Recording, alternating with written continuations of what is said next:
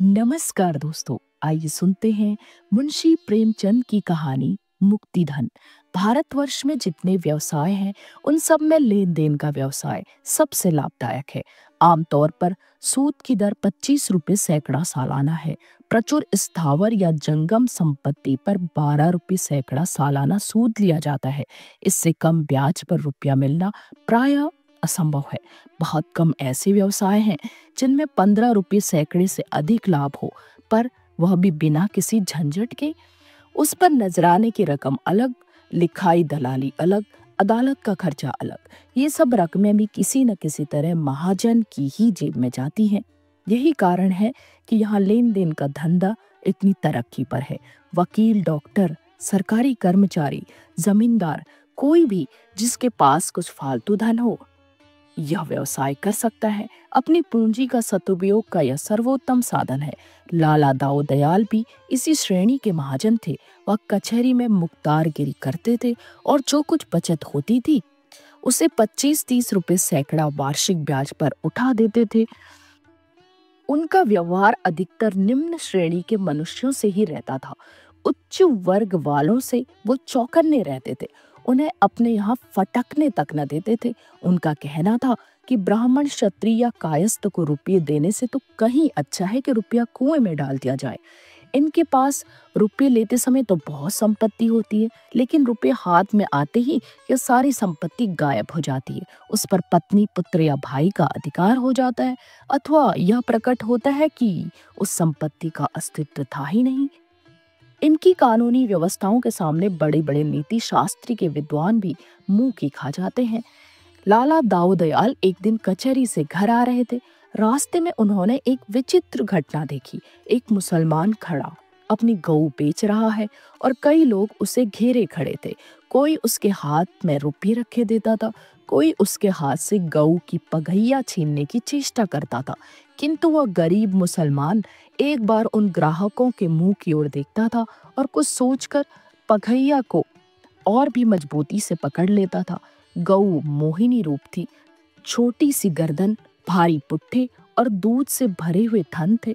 पास ही एक सुंदर बलिष्ठ बछड़ा गऊ की गर्दन से लगा हुआ खड़ा था। मुसलमान बहुत ही क्षुब्ध और दुखी मालूम होता था। वह करुण नेत्रों से गऊ की ओर देखता और दिल महसूस कर रह जाता। दाऊ दयाल गऊ को देखकर रीझ गए। पूछा, क्यों जी, यह गऊ बेचते हो? क्या नाम है तुम्हारा? मुसलमान ने दाऊ दयाल को देखा तो प्रसन्न मुख उनके समीप जाकर बोला, हाँ हुजूर, बेचता हूँ। दाऊ दयाल, कहाँ से लाए हो? तुम्हारा नाम क्या है? मुसलमान, नाम तो है रहमान, पचोली में रहता हूँ। दाऊ दयाल, दूध देती है? मुसलमान, हाँ हुजूर, एक बेला में 3 सेर दूह लीजिए। अभी दूसरा ही तो बैंत है, इतनी सीधी है कि बच्चा भी दूह ले। बच्चे पैर के पास खेलते रहते हैं, पर क्या मजाल के सिर भी हिलावे। दाऊ दयाल, कोई तुम्हें यहाँ पहचानता है? मुख्तार साहब को शुभा हुआ कि कहीं चोरी का माल न हो। मुसलमान, नहीं हुजूर, गरीब आदमी हूँ, मेरी किसी से जान पहचान नहीं है। दाऊ दयाल, क्या दाम मांगते हो? रहमान ने 50 रुपए बतलाए। मुख्तार साहब को 30 रुपए का माल जचा। कुछ देर तक दोनों में और मोल भाव होता रहा। एक को रुपयों की गरज थी और दूसरे को गऊ की चाह। सौदा पटने में कोई कठिनाई न हुई। 35 रुपए पर सौदा तय हो गया। रहमान ने सौदा तो चुका दिया, पर अब भी वह मुंह के बंधन में पड़ा हुआ था। कुछ देर तक सोच में डूबा रहा, फिर गऊ को लिए मंद गति से दाऊ दयाल के पीछे पीछे चलने लगा। तब एक आदमी ने कहा, अबे हम 36 रुपए दे देते, हमारे साथ चल। रहमान, नहीं देते तुम्हें, क्या कोई जबरदस्ती है? दूसरे आदमी ने कहा, हमसे 40 रुपए ले ले, अब तो खुश हुआ।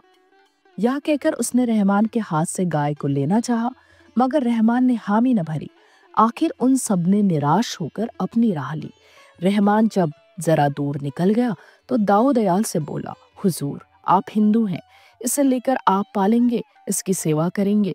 ये सब कसाई हैं, इनके हाथ में 50 रुपए को भी मैं नहीं बेचता। आप बड़े मौके से आ गए हुजूर, नहीं तो ये सब जबरदस्ती से गऊ को छीन ले जाते। बड़ी विपत में पड़ गया हूँ सरकार, तब यह गाय बेचने निकला हूँ, नहीं तो इस घर की लक्ष्मी को कभी न बेचता। इसे अपने हाथों से पाला पोसा है, कसाईयों के हाथ कैसे बेच देता। सरकार, इसे जितनी ही खली देंगे उतना ही यह दूध देगी। भैंस का दूध भी इतना मीठा और गाढ़ा नहीं होता हुजूर। हुजूर से एक अर्ज और है, अपने चरवाहे को डांट दीजिएगा कि इसे मारे पीटे नहीं। दाऊ दयाल ने चकित होकर रहमान की ओर देखा। भगवान, इस श्रेणी के मनुष्य में इतना सौजन्य, इतनी सहृदयता। यहाँ तो बड़े बड़े तिलक त्रिपुंडधारी महात्मा कसाईयों के हाथ गौएं बेच जाते हैं, एक पैसे का घाटा भी नहीं उठाना चाहते। और यह गरीब 5 रुपए का घाटा सहकर इसलिए मेरे हाथ गऊ बेच रहा है कि यह किसी कसाई के हाथ न पड़ जाए। उन्होंने घर आकर रहमान को रुपये दिए। रहमान ने रुपये गांठ में बांधे, एक बार फिर गऊ को प्रेम भरी आंखों से देखा और दाऊ दयाल को सलाम करके चला गया। रहमान एक गरीब किसान था और गरीब के सभी दुश्मन होते हैं। जमींदार ने इजाफा लगान का दावा दायर किया था। उसी की जवाबदेही करने के लिए रुपयों की जरूरत थी। घर में बैलों के सिवा और कोई संपत्ति न थी। वह इस गऊ को प्राणों से भी प्रिय समझता था, पर रुपयों की कोई तदबीर न हो सकी तो विवश होकर गाय बेचनी पड़ी। पचौली में मुसलमानों के कई घर थे। अब की कई साल के बाद हज का रास्ता खुला था। पाश्चात्य महासमर के दिनों में राह बंद थी। गांव में कितने ही स्त्री पुरुष हज करने चले। रहमान की बूढ़ी माता भी हज के लिए तैयार हुई। रहमान से बोली, बेटा, इतना सब आप करो, बस मेरे दिल में यही एक अरमान बाकी है। इस अरमान को लिए हुए क्यों दुनिया से जाऊं? खुदा तुमको इस नेकी का फल अवश्य देगा। मातृभक्ति ग्रामीणों का विशेष गुण है। रहमान के पास इतने रुपए कहाँ थे कि हज के लिए काफी होते, पर माता की आज्ञा कैसे टालता। सोचने लगा, किसी से उधार ले लूं, कुछ अब की ऊख पेर कर दे दूंगा, कुछ अगले साल दूंगा। अल्लाह के फजल से ऊख ऐसी हुई कि कभी न हुई थी। यह माँ की दुआ का ही फल था। मगर किससे लूं? कम से कम 200 रुपये हो तो काम चले। किसी महाजन से जान पहचान भी नहीं थी। यहाँ जो 2-1 बनिए लेन देन करते थे, वे तो असामियों की गर्दन ही रेतते थे। चलो लाला दाऊ दयाल के पास, इन सबसे तो वही अच्छे हैं। सुना है वादे पर रुपये देते हैं, किसी तरह नहीं छोड़ते। लोनी चाहे दीवार को छोड़ दे, दीमक चाहे लकड़ी को छोड़ दे, पर वादे पर रुपये न मिले तो वह असामियों को नहीं छोड़ते। बात पीछे करते हैं, नालिश पहले। हाँ, इतना है कि असामियों की आंख में धूल नहीं झोंकते, हिसाब किताब साफ रखते हैं। कई दिन वह इसी सोच विचार में पड़ा रहा कि उनके पास जाऊं या ना जाऊं, मगर कहीं वादे पर रुपये न पहुंचे तो फिर नालिश किए बिना मानेंगे नहीं। घर बार बैल बकिया सब नीलाम करा देंगे। लेकिन जब कोई वश न चला तो हार कर दाऊ दयाल के पास गया और रुपये कर्ज मांगे। दाऊ दयाल, तुम्ही ने तो मेरे हाथ में गऊ बेची थी ना? रहमान, हाँ हुजूर। दाऊ दयाल, रुपये तो तुम्हें मैं दे दूंगा, लेकिन मैं वादे पर रुपये लेता हूँ। अगर वादा पूरा न किया तो तुम जानो, फिर मैं जरा भी रियायत न करूंगा। बताओ कब दोगे? रहमान ने मन में हिसाब लगाकर कहा, सरकार 2 साल की मियाद रख लें। दाऊ दयाल, अगर 2 साल में न दोगी तो ब्याज की दर 32 रुपये सैकड़ा हो जाएगी। तुम्हारे साथ इतनी मुरौवत करूंगा कि नालिश न करूंगा। रहमान, जो चाहे कीजिएगा, हुजूर के हाथ में ही तो हूँ। रहमान को 200 रुपये के 180 मिले। कुछ लिखाई कट गई, कुछ नजराना निकल गया, कुछ दलाली में आ गया। घर आया, थोड़ा सा गुड़ रखा हुआ था, उसे बेचा और स्त्री को समझा बुझाकर माता के साथ हज को चला।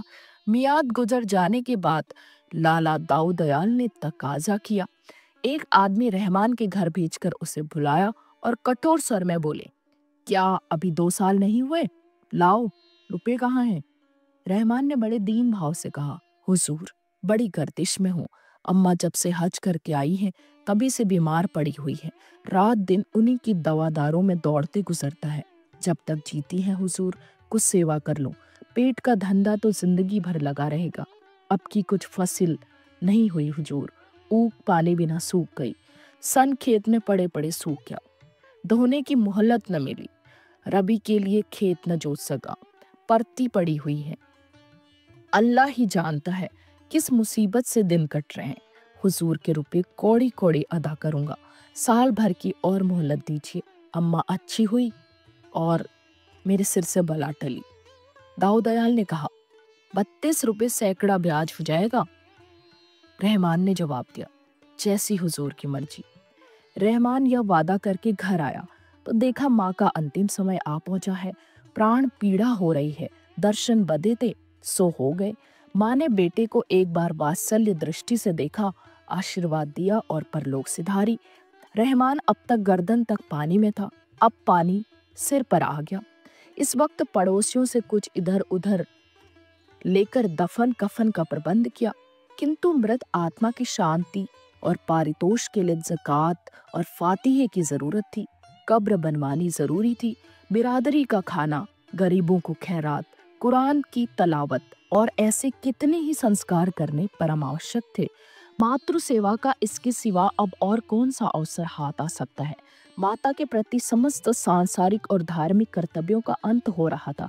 फिर तो माता की स्मृति मात्र रह जाएगी। संकट के समय फरियाद सुनाने के लिए मुझे खुदा ने सामर्थ्य दी होती तो इस वक्त क्या कुछ न करता। लेकिन अब क्या अपने पड़ोसियों से भी गया गुजरा हूँ। उसने सोचना शुरू किया, रुपये कहाँ से लाऊं। अब तो लाला दाऊ दयाल भी न देंगे। एक बार उनके पास जाकर देखूं तो सही। कौन जाने मेरी विपत का हाल सुनकर उन्हें दया आ जाए। बड़े आदमी है, कृपा दृष्टि हो गई तो 100-200 उनके लिए कौन बड़ी बात है। इस भांति मन में सोच विचार करता हुआ वह लाला दाऊ दयाल के पास चला। रास्ते में एक एक कदम मुश्किल उठता था। कौन मुंह लेकर जाऊं। अभी 3 ही दिन हुए हैं। साल भर में पिछले रुपए अदा करने का वादा करके आया हूँ। अब तो 200 रुपये और मांगूंगा तो वह क्या कहेंगे। मैं ही उनकी जगह पर होता तो कभी न देता। उन्हें जरूर संदेह होगा कि यह आदमी नीयत का बुरा है। कहीं दुत्कार दिया, घुड़कियां दी तो पूछें, तेरे पास ऐसी कौन सी बड़ी जायदाद है जिस पर रुपये की थैली दे दूं, तो क्या जवाब दूंगा। जो कुछ जायदाद है वह यही दोनों हाथ है। इसके सिवा यहाँ क्या है। घर को कोई सैद भी न पूछेगा। खेत है तो जमींदार के, उन पर अपना कोई काबू ही नहीं। बेकार जा रहा हूँ। वहां धक्के खाकर निकलना पड़ेगा। रही सही आबरू भी मिट्टी में मिल जाएगी। परंतु इन निराशाजनक शंकाओं के होने पर भी वो धीरे धीरे आगे बढ़ा चला जाता था, जैसे कोई अनाथ विधवा थाने फरियाद करने जा रही हो। लाला दाऊ दयाल कचहरी से आकर अपने स्वभाव के अनुसार नौकरों पर बिगड़ रहे थे। द्वार पर पानी क्यों नहीं छिड़का, बरामदे में कुर्सियां क्यों नहीं निकाल रखी। इतने में रहमान सामने जाकर खड़ा हो गया। लाला साहब झल्लाए तो बैठे थे। रुष्ट होकर बोले, तुम क्या करने आए हो जी, क्यों मेरे पीछे पड़े हुए हो। मुझे इस वक्त बातचीत करने की फुर्सत नहीं है। रहमान कुछ न बोल सका। यह डांट सुनकर इतना हताश हुआ कि उल्टे पैरों लौट पड़ा। हुई न हुई वही बात, यही सुनने तो आया था। मेरी अकल पर पत्थर पड़ गए थे। दाऊ दयाल को कुछ दया आ गई। जब रहमान बरामदे से नीचे उतर गया तो बुलाया। जरा नर्म होकर बोले, कैसे आए थे जी, क्या कुछ काम था। रहमान, नहीं सरकार, यूं ही सलाम करने चला आया था। दाऊ दयाल, एक कहावत है, सलामे रोस्ताई बेगरज नेस्त, किसान बिना मतलब के सलाम नहीं करता। क्या मतलब है, कहो। रहमान फूट फूट कर रोने लगा। दाऊ दयाल ने अटकल से समझ लिया, इसकी माँ मर गई। पूछा, क्यों रहमान, तुम्हारी माँ सिधार तो नहीं गई। रहमान, हाँ हुजूर, आज 3रा दिन है। दाऊ, रोना, रोने से क्या फायदा, सब्र करो। ईश्वर को जो मंजूर था वह हुआ। ऐसी मौत पर गम न करना चाहिए।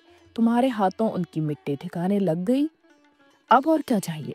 रहमान, हुजूर, कुछ अर्ज करने आया हूँ, मगर हिम्मत नहीं पड़ती। अभी पिछला ही पड़ा हुआ है और अब किस मुंह से मांगो। लेकिन अल्लाह जानता है, कहीं से एक पैसा मिलने की उम्मीद नहीं। और काम ऐसा आ पड़ा है कि अगर ना करूं तो जिंदगी भर पछतावा रहेगा। आपसे कुछ कह नहीं सकता। आगे आप मालिक है। यह समझ कर दीजिए कि कुएं में डाल रहा हूँ। जिंदा रहूंगा तो एक एक कौड़ी मैं सूद के अदा कर दूंगा, मगर इस घड़ी नहीं न कीजिएगा। दाऊ दयाल, 300 तो हो गए, 200 फिर मांगते हो। 2 साल में कोई 700 रुपए हो जाएंगे, इसकी खबर है कि नहीं। रहमान, गरीब परवर, अल्लाह दे तो 2 बीघे ऊख में 500 आ सकते हैं। अल्लाह ने चाहा तो मियाद के अंदर आपकी कौड़ी कौड़ी अदा कर दूंगा। दाऊ दयाल ने 200 रुपये फिर दे दिए। जो लोग उनके व्यवहार से परिचित थे, उन्हें उनकी इस रियायत पर बड़ा आश्चर्य हो रहा था। खेती की हालत अनाथ बालक की सी है। जल और वायु अनुकूल हुए तो अनाज के ढेर लगे, इनकी कृपा न हुई तो लहलहाते हुए खेत कपटी मित्र की भांति दगा दे गए। ओला और पाला, सूखा और बाढ़, टिड्डी और लाही, दीमक और आंधी से प्राण बचे तो फसल खलिहान में आई, और खलिहान से आग और बिजली दोनों ही का पैर है। इतने दुश्मनों से बची तो फसल, नहीं तो फैसला। रहमान ने कलेजा तोड़कर मेहनत की, दिन को दिन और रात को रात न समझा। बीवी बच्चे दिलो जान से लिपट गए, ऐसी ऊख लगी कि हाथी घुसे तो समा जाए। सारा गांव दांतों तले उंगली दबाता था। लोग रहमान से कहते, यार अब की तुम्हारे पौ बारह है, हारे दर्जे 700 रुपए कहीं नहीं गए, अब की बेड़ा पार है। रहमान सोचा करता था, अब की जो ही गुड़ के रुपए हाथ आए, सब के सब ले जाकर लाला दाऊ दयाल के कदमों पर रख दूंगा। अगर वह उसमें से खुद 2-4 रुपए निकाल कर देंगे तो ले लूंगा, नहीं तो अब के साल और चूनी चोकर खाकर काट लूंगा। मगर भाग्य के लिखे को कौन मिटा सकता है। अगहन का महीना था। रहमान खेत की मेड़ पर बैठा रखवाली कर रहा था। ओढ़ने को केवल एक पुराने गाड़े की चादर थी, इसलिए ऊख के पत्ते जला दिए थे।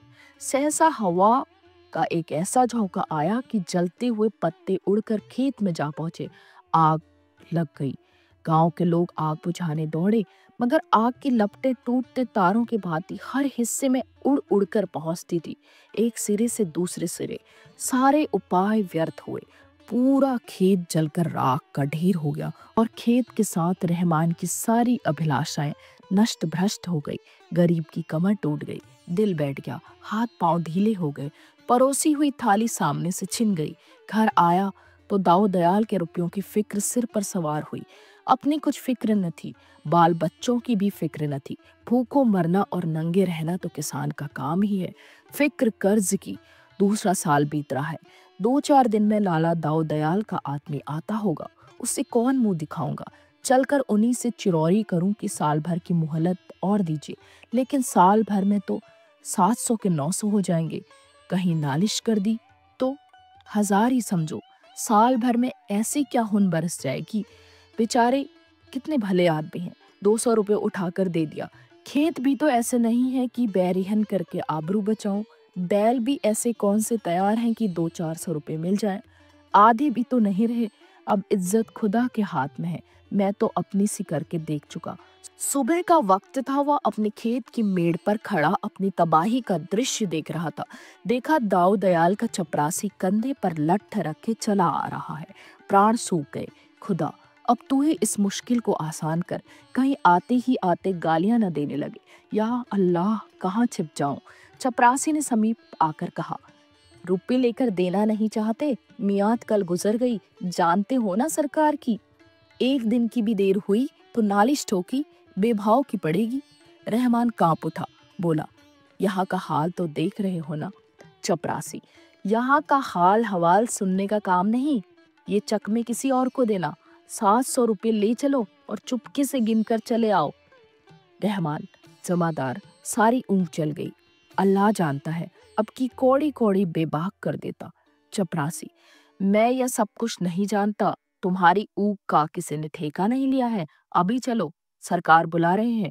यह कहकर चपरासी उसका हाथ पकड़कर घसीटता हुआ चला। गरीब को घर में जाकर पगड़ी बांधने का मौका तक न दिया। 5 कोस का रास्ता कट गया। रहमान ने एक बार भी सिर न उठाया। बस रह रह कर या अली मुश्किल कुशा उसके मुंह से निकल जाता। उसे अब इस नाम पर ही भरोसा था। यही जब हिम्मत को संभाले हुए था, नहीं तो शायद वह गिर पड़ता। वह नैराश्य की उस दशा को पहुंच गया था जब मनुष्य की चेतना नहीं, उपचेतना शासन करती है। दाऊ दयाल द्वार पर टहल रहे थे। रहमान जाकर उनके कदमों पर गिर पड़ा और बोला, खुदा बंद, बड़ी विपद पड़ी हुई है। अल्लाह जानता है, कहीं का नहीं रहा। दाऊ दयाल, क्या सब ऊग जल गई? रहमान, हुजूर, सुन चुके हैं क्या? सरकार, जैसे किसी ने खेत में झाड़ू लगा दी हो। गांव के ऊपर ऊख लगी हुई थी। गरीब परवर या दैवी आफत न पड़ी होती तो और तो नहीं कह सकता, हुजूर से उरिन हो जाता। दाऊ दयाल, अब क्या सलाह है? देते हो या नालिश कर दूं? रहमान, हुजूर मालिक हैं, जो चाहे करें। मैं इतना ही जानता हूँ कि हुजूर रुपए सिर पर हैं और मुझे कौड़ी कौड़ी देनी है। अपनी सोची नहीं होती। 2 बार वादे किए, दोनों बार छूटा पड़ा। अब वादा ना करूंगा। जो कुछ मिलेगा लाकर हुजूर के कदमों पर रख दूंगा। मेहनत मजदूरी से पेट और तन काट कर जिस तरह हो सकेगा आपके रुपए भरूंगा। दाऊ दयाल ने मुस्कुरा कर कहा, तुम्हारे मन में इस वक्त सबसे बड़ी कौन सी आरजू है? रहमान, यही हुजूर कि आपके रुपए अदा हो जाएं। सच कहता हूँ हुजूर, अल्लाह जानता है। दाऊ दयाल, अच्छा तो समझ लो कि मेरे रुपए अदा हो गए। रहमान, अरे हुजूर, यह कैसे समझ लूं? यहाँ न दूंगा तो वहां तो देने पड़ेंगे। दाऊ, नहीं रहमान, अब इसकी फिक्र मत करो, मैं तुम्हें आजमाना चाहता था। रहमान, सरकार ऐसा ना कहें, इतना बोझ सिर पर लेकर न मरूंगा। दाऊ दयाल, कैसा बोझ जी? मेरा तुम्हारे ऊपर कुछ आता ही नहीं। अगर कुछ आता भी हो तो मैंने साफ माफ कर दिया, यहाँ भी और वहां भी। अब तुम मेरे एक पैसे के भी देनदार नहीं हो। असल में मैंने तुमसे जो कर्ज लिया था वही अदा कर रहा हूँ। मैं तुम्हारा कर्जदार हूँ, तुम मेरे कर्जदार नहीं हो। तुम्हारी गऊ अब तक मेरे पास है। उसने मुझे कम से कम 800 रुपए का दूध दिया है, 2 बछड़े नफे में अलग। अगर तुमने यह गऊ कसाईयों को दे दी होती तो मुझे इतना फायदा क्यों कर होता? तुमने उस वक्त 5 रुपए का नुकसान उठाकर गऊ मेरे हाथ बेची थी। वह शराफत मुझे याद है। उस एहसान का बदला चुकाना मेरी ताकत से बाहर है। जब तुम इतने गरीब और नादान होकर एक गऊ की जान के लिए 5 रुपए का नुकसान उठा सकते हो, तो मैं तुम्हारी 100 गुनी हैसियत रखकर अगर 400-500 रुपए माफ कर देता हूँ तो कोई बड़ा काम नहीं कर रहा हूँ। तुमने भले ही जानकर मेरे ऊपर कोई एहसान न किया हो, पर असल में वह मेरे धर्म पर एहसान था। मैंने भी तो तुम्हें धर्म के काम ही के लिए रुपए दिए थे। बस हम तुम दोनों बराबर हो गए। तुम्हारे दोनों बछड़े मेरे यहाँ हैं, जी चाहे लेते जाओ, तुम्हारी खेती में काम आएंगे। तुम सच्चे और शरीफ आदमी हो, मैं तुम्हारी मदद करने को हमेशा तैयार रहूंगा। इस वक्त भी तुम्हें रुपयों की जरूरत हो तो जितना चाहे ले सकते हो। रहमान को ऐसा मालूम हुआ कि उसके सामने कोई फरिश्ता बैठा है। मनुष्य उदार हो तो फरिश्ता है और नीच हो तो शैतान। ये दोनों मानवीय वृत्तियों ही के तो नाम है। रहमान के मुंह से धन्यवाद के शब्द भी न निकल सके। बड़ी मुश्किल से आंसुओं को रोककर बोला, हुजूर को इस नेकी का बदला खुदा अवश्य देगा। मैं तो आज से अपने आप को गुलाम ही समझूंगा। दाऊ, नहीं जी, तुम मेरे दोस्त हो। रहमान, नहीं हुजूर, गुलाम। दाऊ, गुलाम छुटकारा पाने के लिए जो रुपये देता है उसे मुक्तिधन कहते हैं। तुम बहुत पहले मुक्तिधन अदा कर चुके हो, अब भूल कर भी यह शब्द मुंह से न निकालना। तो दोस्तों, ये थी मुंशी प्रेमचंद की कहानी मुक्तिधन। आपको कैसी लगी जरूर बताइए। तो जल्दी ही मिलते हैं एक नई कहानी के साथ। तब तक के लिए मुझे विदा दीजिए। धन्यवाद।